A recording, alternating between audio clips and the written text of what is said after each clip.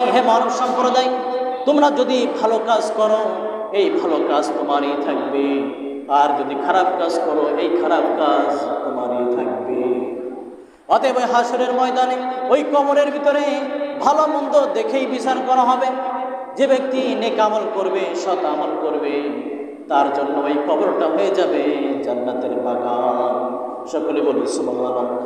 যে ব্যক্তি নেক আমল করবে, আল্লাহর সন্তুষ্ট দুনিয়ার জমিনে অর্জন করবে, তার জন্য ওই আখিরাত ওই হাসরের ময়দান খুব সহজ হয়ে যাবে, পুলসিরাতের রাস্তা বিজলি আকারে পার হয়ে যাবে। সকলে বলি সুবহানাল্লাহ। আর যে ব্যক্তি দুনিয়াতে থাকা অবস্থায় আল্লাহর হুকুম মানবে না, আল্লাহর রসুলের সুন্নত তরিকা মোতাবেক নিজের জীবনকে পরিচালনা করবে না, সেই ব্যক্তির কবরের জীবনেও ভোগান্তি। আল্লাহ রসুল সাল্লাল্লাহু আলাইহি সাল্লাম বলেন, এই কবরের ভিতরে যাদের কবরে আযাব দেওয়া হবে, এই কবরকে এমনভাবে চাপ দেওয়া হবে, এক পাজরের হাড় ভেঙে আরেক পাজরের ভিতরে ঢুকে যাবে। সকলে বলি নাউজুবিল্লাহ। এমন কঠিনভাবে কবরে আযাব দেওয়া হবে, বিভিন্ন প্রকার সাপ এসে দংশন করতে থাকবে।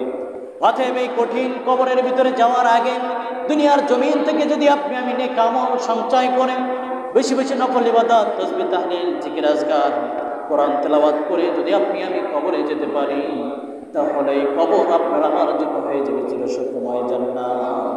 সকলে বলি সুবহানাল্লাহ।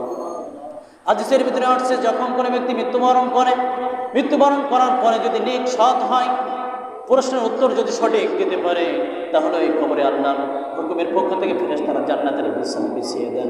সকলে বলি সুবহানাল্লাহ। জান্নাতের পোশাক তাকে পরিয়ে দেন জান্নাতের সাথে, আর ওই কবরের সাথে আল্লাহ যোগাযোগ করিয়ে দেন। সকলে বলি সুবহানাল্লাহ। ওই কবর হলো খুবই নিকৃষ্ট একটি জায়গা। যে ব্যক্তির আমল ভালো হবে তার জন্য ওই কবর হয়ে যাবে জান্নাতের বাগান, আর যে ব্যক্তির আমল খারাপ হবে তার জন্য কবর হয়ে যাবে জাহান্নামের টুকরা। সকলে বলি নাউজুবিল্লাহ। অতএব ওই কবরে যাওয়ার আগে নেক আমল সঞ্চয় করা চাই।